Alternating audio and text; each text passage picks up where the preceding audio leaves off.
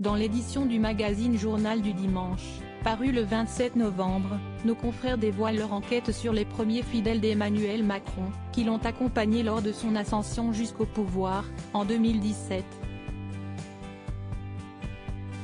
Surnommés les Mormons du président de la République, a priori par l'ancien député socialiste Jean-Christophe Cambadélis, ces derniers sont, entre autres, Stéphane Séjourné, Ismaël Emelien et Sibeth Ndiaye.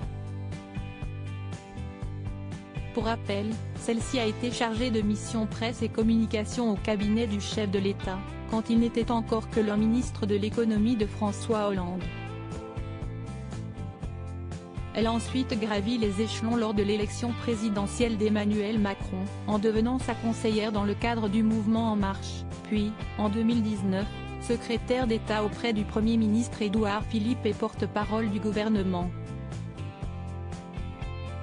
Mais visiblement, Sibeth Ndiaye n'aurait pas plu à tout le monde et aurait été qualifiée en privé de détestable par Evelyne Richard, célèbre conseillère presse de tous les présidents, rapporte l'hebdomadaire.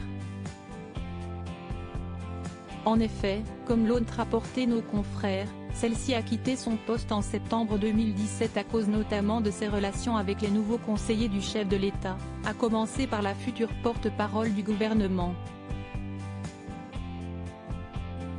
Supérieure à Sibeth Ndiaye mise sur un look très décontracté pour les cérémonies du 14 juillet 2019. Une ancienne conseillère presse poussée vers la sortie, le JDD a ainsi révélé les explications de l'une de ses proches. Evelyne avait organisé un dispositif pour la logistique du président et le travail des journalistes qui fonctionnait à merveille.